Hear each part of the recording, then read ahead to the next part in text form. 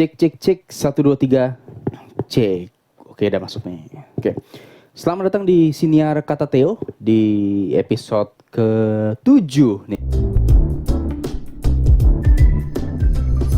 Puji Tuhan masih rutin bisa bikin ya, bukan rutin sini. Ini urut ketiga nih. Berarti setelah kemarin vakum selama 2 minggu, setengah bulan. Hari ini di podcast ini berarti podcast ketiga yang berurutan. Setelah episode kemarinnya lagi, kemudian sebelumnya kosong 2 minggu. Nah ini yang ketiga setelah ketiga yang berurutan. Nah di episode kali ini, di konten kali ini saya ingin membahas mengenai introvert. Sebetulnya nggak tahu sih, nanti cobalah saya cari definisinya apa sih introvert itu. Tapi yang pasti sebetulnya topik ini adalah introvert ini adalah salah satu alasan kenapa saya bikin siniar atau podcast ini. Mumpung masih ya hitungan episode ke-7 ya, masih hitungan awal-awal lah ya. Biar gak jauh-jauh banget, jadi saya jelasin di awal kenapa podcast ini dibuat, untuk apa sih. Sebetulnya lebih ke buat saya sih. Kalau ada yang denger ya syukur, kalau nggak ada ya nggak apa-apa. Oke, dimulai dari mana ya? Oke, saya cerita dulu deh kenapa saya kasih julusi introvert.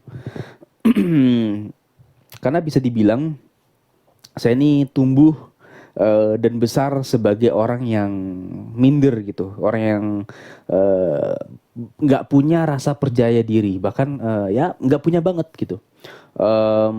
Takut aja ketemu orang, nggak berani. Waktu kecil itu saya ingat banget jalan tuh nunduk gitu. Kalau kata orang sih nggak punya rasa percaya diri atau apa ya, malas ketemu orang atau minderan gitu kan, bahasa sekarang introvert. Kalau definisi sih saya coba sebentar, ini sambil cari nih definisi introvert. Oke. Secara definisi, waduh kok Kemendikbud.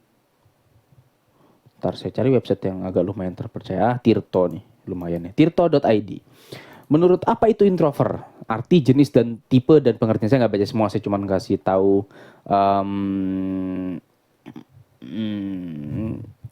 definisi ya.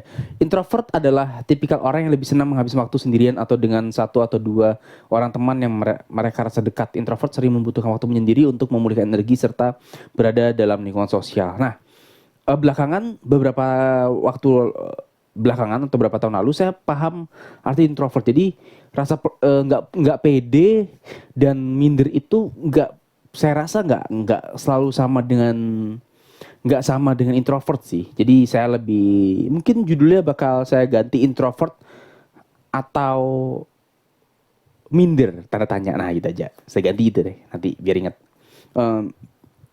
Karena saya ini orang yang minder banget dari kecil. Jalan tuh selalu nunduk gitu kecil itu. Jadi kalau ketemu orang tuh nggak berani ngelihat matanya langsung, nggak ngelihat wajahnya gitu, selalu ngomong ke bawah gitu. Bahkan ngomong pun suaranya kecil, tapi tidak untuk orang-orang yang saya kenal baik gitu, kayak teman-teman kelas enggak. Tapi kalau udah teman kelas sebelah gitu atau di kelas lain, misalnya kayak saya kelas SD gitu, kelas A gitu, kelas 4A gitu, sama teman kelas 4B itu minder, gak berani untuk ngomong, takut aja. Kalau dipikir-pikir kenapa, mungkin karena saya dulu badannya kecil, jadi tergolong kecil, jadi kalau baris tuh selalu di depan lah dan kurus gitu, nggak menarik banget lah. Itu yang mungkin yang bikin saya orang yang menjadi minder gitu, karena nggak sebaik teman-teman saya secara fisik. Dan itu tumbuh terus bahkan sampai SMA gitu. Saya ingat banget dulu nih, saya bikin bercandaan gini, saking gugupnya saya kalau ini bercandaan dari real story ya, dari cerita nyata, bahwa waktu SMA nih, saya tuh kalau makan sama keluarga gitu kan, kalau kita biasa makan di rumah, makan, nasinya kurang, mau nambah kan tinggal ngomong, Mbak tambah nasi 1. Nah, saya mau ngomong itu aja, mau manggil Mbak aja, deg-degannya luar biasa, bener. Deg-degan itu, mau ngomong Mbak tambah nasi 1, itu deg-degannya kayak ngomong Mbak I love you gitu. Serius, deg-degan, gak berani banget. Bahkan kalau mau nambah nasi itu nunggu orang tua dulu tuh. Biasanya kalau papa mama saya mau tambah nasi atau adik saya mau nambah nasi, nunggu mereka. Baru saya ngomongin sekalian Theo mau tambah nasi satu juga gitu. Saking saking takutnya atau saking mindernya nggak berani langsung ngomong gitu ke orang lain nggak dikenal. Terus contoh minder lagi apa ya? Oh, dulu waktu kelas 1 SMA saya pernah, jadi waktu itu ada tugas bahasa Indonesia, zaman itu 2009 berarti, itu lagi rame-ramenya OVJ. Nah, pelajaran bahasa Indonesia pada saat itu adalah kita disuruh bikin wayang-wayangan tokoh, cerita apapun bebas, kita suruh bikin wayang-wayangannya, terus kita cerita di depan. Nah, saya ini sama teman-teman di kelas itu nggak takut ngomong, nggak minder buat bicara. Jadi bahkan dikenal sebagai orang yang lucu di kelas bahkan berani aja gitu. Bercanda gitu, suka ya bercanda-bercanda ala OVJ zaman dulu gitu. Ada yang kayak agak-agak latah kayak gitu-gitu kan.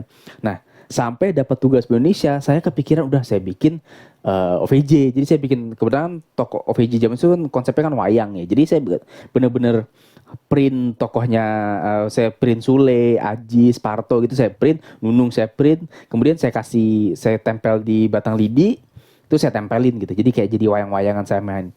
Padahal tuh ngomong di depan kelas yang kenal saya, teman-teman ya saya kenal banget, bahkan kenal akrab, itu ketika berdiri di depan 30 orang yang saya kenal, itu mulut saya groginya luar biasa, gemeter, tergagap-gagap, dan itu saya setelah saya maju duduk itu saya bingung kenapa ya, sampai takutnya kayak gitu. Dan itu yang makanya sampai hari ini saya ingat banget kejadian itu. Bahkan sampai SMA juga, SMA itu bahkan kalau naik motor terus bensinnya kan habis, mau ngisi ke pom bensin, itu saya bisa muterin pom bensin tuh, pom bensin, oh depannya ada pom bensin, misalnya 100 meter lagi ada pom bensin, saya jalan terus nanti sudah ke pom bensin lurus lewat, nggak berani buat belok, ragu gitu, takut buat belok, terus muter balik lagi. Lewat lagi bisa 2-3 kali untuk lewatin pom bensin, terus untuk meyakinkan diri saya bahwa saya berani buat parkir, buat ngisi bensin di pom bensin itu. Sampai segitunya. Dan untungnya ketika saya kan dari lahir sampai SMA di Banjarmasin gitu, dan melanjutkan kuliah di Surabaya. Dan untungnya titik perubahan saya itu ketika pindah di Surabaya, karena kan di Surabaya ngekos pada saat itu awal-awal cuma sendiri, nggak ada siapa-siapa. Bahkan saya ingat banget hari pertama saya ditinggal ngekos, jadi sempat orang tua saya tinggal beberapa hari di kosan untuk nyiapin keperluan lah, beli peralatan ini itu gitu. Selesai mereka pulang kembali ke Banjarmasin, sorenya saya ngide jalan sendiri ke mall karena dekat kosan saya itu, nggak deket jauh sih, pokoknya di daerah saya kan tinggal di Surabaya Barat. Di Surabaya Barat itu ada mall namanya PTC, Pakuwon Mall lah pada saat itu. Saya tinggal saya di kos, ngide ke sana karena saya tahu jalannya. Ya jalan ke sana, kuncinya hilang. Jadi saya selesai kunci motor saya itu hilang di parkiran. Kayaknya sih belakangan saya baru mulai inget, kayaknya tuh nyantol di motor. Cuman saya nggak berani buat nanya ke petugas sekitar. Harusnya kalau saya tanya petugas mungkin ada aja gitu, nemu disimpenin sama mereka. Karena saya nggak berani nanya, otomatis saya bingung dong mau ngapain di Surabaya, nggak ada siapa-siapa. Saya ingat yang jaga kos. Yang jaga kos sebenarnya bukan yang punya, jadi yang punya kos itu nggak tinggal di situ. Saya beraniin tuh, untuk pertama kali ya saya berani buat nelpon orang lain yang baru beberapa hari saya kenal.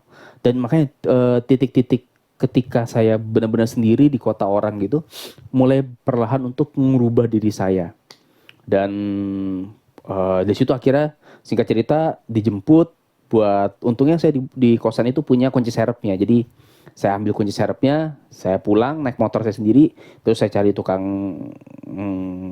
bikin kunci gitu untuk nggandain kunci saya lagi. Dan terus proses-proses perubahan itu mulai, saya syukur udah mulai rasa minder atau rasa nggak percaya diri itu perlahan mulai hilang, walaupun jujur sekarang masih ada. Salah satu lagi contoh ya prosesnya kenapa rasa minder saya udah mulai hilang adalah saat semester 1, jadi kampus saya itu ada namanya mata kuliah umum itu entrepreneurship atau kita kenalnya E. Jadi entrepreneurship itu kelas semester 1 sampai semester 5. Jadi S1 sampai E5 kami nyebutnya. Nah, di S1 itu di entrepreneurship 1, di semester 1 itu kami wajib untuk menjual produk. Namanya entrepreneurship kan belajar berdagang. Kami di semester 1 nggak bikin produk sendiri, tapi kami menjualkan produk orang lain, brand-brand lain yang sudah cukup terkenal kayak waktu itu ada Philips, ada di Surabaya itu ada Igor's Pastry, kemudian ada apa sih kerupuk gitu saya lupa mereknya. Terus ada beberapa lagi brand gitu. Nah waktu itu produk saya lah Philips. Saya ngambil brand Philips karena saya pikir brandnya cukup terkenal dan saya pikir nggak sulit lah buat edukasi pasar lagi. Udah saya ambil Philips itu brand Philips itu untuk saya jualin. Jadi sales lah. Nah salah satu tugasnya adalah sebetulnya intinya adalah seberapa banyak kami bisa menjual produk tersebut. Dan tentu untuk menjual kan harus nawarin ke orang-orang ya. Nah ini problem saya. Jadi saya waktu itu ngide sama teman-teman yang milih produk Philips juga, apa namanya, bagiin brosur di mall ya, PTC itu lagi di Pakuwon Mall itu, Super Mall itu. Ya udah bagiin saya inget banget bagi-bagi di eskalator turun. Jadi di turunan eskalator itu di pas orang turun itu saya bagi-bagi. Saya inget banget di titik deketnya fast food AW. Jadi di AW itu depan itu ada eskalator. Jadi ada 2 eskalator, satu naik, satu turun. Nah, saya tunggu yang di bagian turunnya itu. Nah, jadi bagi pun kan kalau teman-teman yang lain ya bagi-bagi aja, cuek-cuek aja. Kalau siapapun dibagi-bagi. Nah, saya tuh nggak berani gitu. Jadi takutnya, jadi saya pilih-pilih orang. Jadi orang yang kelihatan yang ramah saya bagiin. Kalau mukanya cuek, buang-buang muka saya takut saya nggak bagi. Jadi kami tuh masing-masing dapat 100 brosur. Teman saya cuma beberapa menit, udah tinggal dikit. Saya masih tebel, paling cuma 5 lembar hilangnya. Kebaginya, sisa itu masih saya pegang gitu. Wah, saya pikir saya nggak bisa nih. Ya udah, saya paksa bagi, PD, bagi, sampai satu titik saya ngebagi. Ada waktu itu ada bapak-bapak. Kalau orang Surabaya bilang susu. Jadi bapak-bapak turun gitu, saya bagi, saya kasih dong. Set kasih, diambil, langsung ditaruh. Saya di posisi tengah, saya di posisi kiri. Diambil, dia pindah tangan ke kanan, dia buang di tong sampah di sebelah kanan dia. Langsung dia habis diambil langsung dibuang dan itu langsung nancep tuh. Sampai sekarang saya inget banget masa yang pun hitungan detik saya baru bagi langsung dibuang sama dia dan ya hal kayak gitu sih yang justru memperkuat saya untuk menjadi orang yang lebih supel. Kemudian masih kaitan sama mata kuliah, ya kayaknya mata kuliah entrepreneurship ini benar-benar ngerubah saya karena lebih sering bicara di depan, lebih sering bertemu sama orang-orang yang dikenal gitu, kayak ke supplier, nyari-nyari ke supplier lah sampai ke pelosok dan nego-nego langsung. Salah satunya waktu itu saya di entrepreneurship 4, jadi semester 4 atau semester 3, saya sempat jualan keripik. Ya, jadi kami itu udah semester 2, semester 3 dan selanjutnya itu udah bisa jual produk sendiri. Kita ciptain produk, kami jual dan saya tuh jualan keripik. Nah, salah satu konsep bisnis saya lah sistem konsinyasi atau titip gitu. Titip di warung-warung. Ya udah tuh, jadi saya bagiin kalau teman-teman tahu dari titik warung kopi yang ada di Lakar Santri. Lakar Santri itu daerah Surabaya Barat pojok mepet sama Gresik lah. Sampai ke Wiyung yang deket Gunung Sari. Jadi jalan itu cuma lurus doang. Nggak ada belok-belok, lurus, tapi itu berapa kilo ya? Mungkin cukup panjang tuh. Mungkin 10 kiloan kali ya panjangnya itu. Bagi tuh hampir 100 warung saya datengin untuk bagiin. Ini naik motor berapa meter ada warung, saya berhenti ngomong, misi bu saya boleh nitip keripik nih enggak. Jadi satu renteng saya bikin 10 biji apa 20 biji gitu saya lupa. Udah, walaupun situ terkendala bahasa, jadi saya udah saya tinggal di Surabaya waktu itu mungkin sekitar 2-3 tahun tapi tetap nggak bisa bahasa Jawa, jadi bahasa Indonesia kayak gini aja. Mudah tuh, jadi ratusan warung. Pernah saya satu kali saya nggak, karena rasa nggak berani saya masih ada buat ketemu orang ya. Jadi waktu itu di kosan saya ada supir. Jadi kami tuh di kosan tuh ada supir. Kalau kami mau kemana-mana bisa diantar sama supir itu buat ada mobil satu buat rame-rame gitu.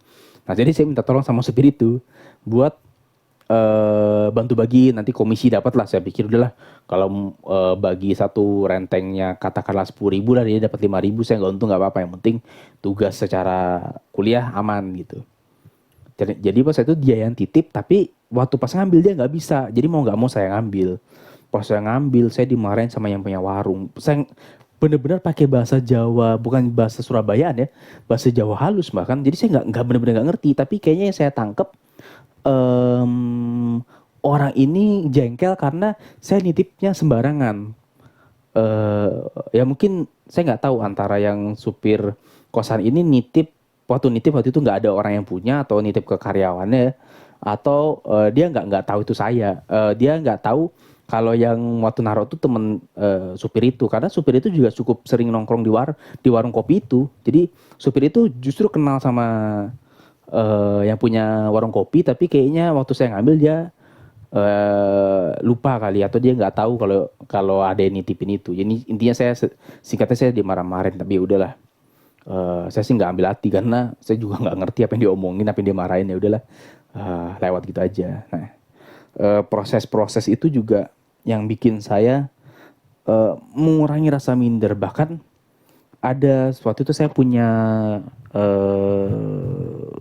ide untuk ikut audisi stand up. Jadi di tahun 2014-an lah, di antara era-era saya nitip warung itu, saya cukup senang dengan stand up komedi. Awal saya senang dengan stand up komedi sampai hari ini. Bahkan dulu saya senang banget nonton open mic Surabaya. Di tengah kota tuh saya berangkat dari pinggiran kota Surabaya Barat sampai ke tengah kota buat nonton open mic tiap hari Rabu apa Kamis gitu. Dan akhirnya 2014 itu saya beraniin diri ikut audisi stand up comedy kelima kalau nggak salah di Kompas kan, tahun 2014. Niatnya sih nggak buat lolos audisi gitu. Niatnya adalah untuk membuktikan diri saya bahwa Theo yang hari ini di tahun 2014 itu udah nggak sama dengan Theo yang saat SMA, saat SMP, saat SD, saat kecil. Bukan Theo yang minderan lagi, bukan Theo yang nggak punya rasa percaya diri lagi. Jadi niat saya cuma pingin buktiin bahwa saya udah bisa ngomong di depan orang yang gak saya kenal. Karena waktu itu kan audisi di stand up comedy 4, sebelumnya 4, 3, 2, 1 tuh kan.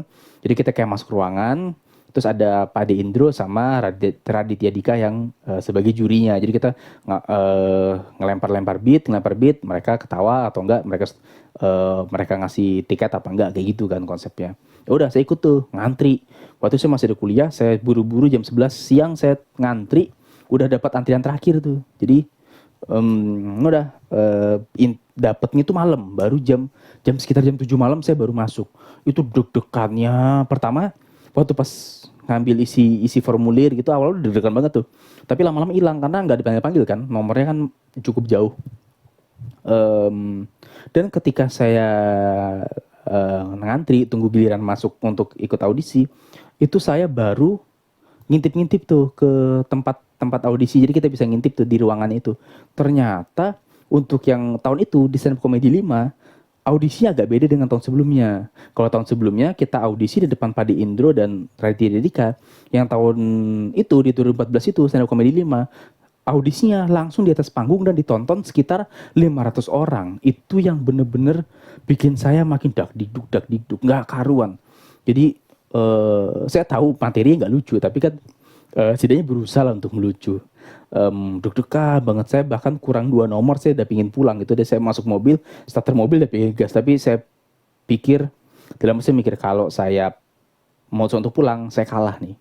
Ya udah, dengan tekad yang ala kadarnya saya masuk, saya banget ngomong beat siapa ya, saya ngomong kayak materi selamat malam, nama saya Theo. Theo tuh berasal dari bahasa Ibrani artinya Tuhan. Jadi kalau ada teman saya manggil Theo, jadi dia manggil Tuhan apalah gitu sih, lupa.